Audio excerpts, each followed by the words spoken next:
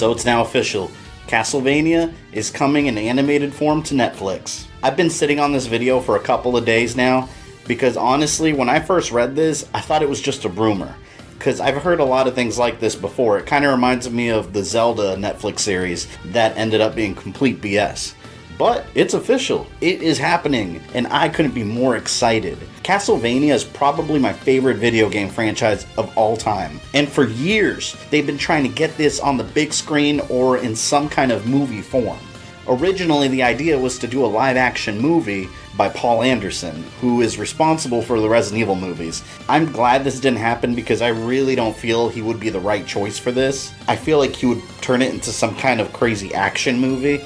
Then it was going to be a live-action movie made by James Wan, the guy that's currently doing Aquaman, that started the Saw series, and has done horror movies like The Conjuring. Okay, cool idea. Never happened either. Forget the rebooted universe, we're going back to the classic one, as we should. But it's interesting that they chose Castlevania 3. After all the live-action movie attempts failed, it was going to turn into an animated movie. This didn't happen either. I thought the whole project was just dead. So this news comes out of nowhere. Castlevania 3 is actually a prequel to Castlevania 1.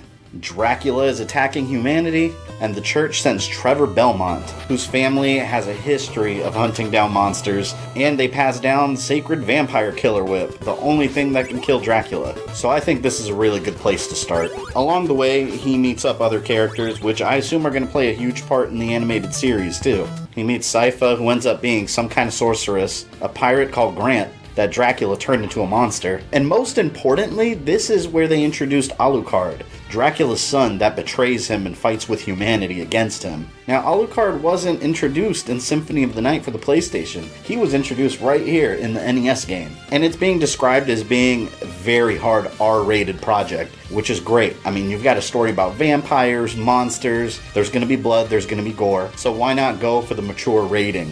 What probably has me most excited is that it's Netflix doing this. They've really gained my trust over the years with all the Netflix original shows. I mean, I can go on about them. There's Stranger Things, you've got the Voltron animated series, perfect example of reviving an old property and bringing it to modern viewers. So if I can say anything at this time, I can say that Castlevania the series is in good hands. They've even confirmed a season 2 coming in 2018. Which is awesome because if this is successful, they can go through the entire timeline of the old Castlevania games, one game per season. I know I'm kind of looking ahead way too far now, but if they're making this on Castlevania 3, Season 2 will probably be Castlevania 1, starring Simon Belmont years later.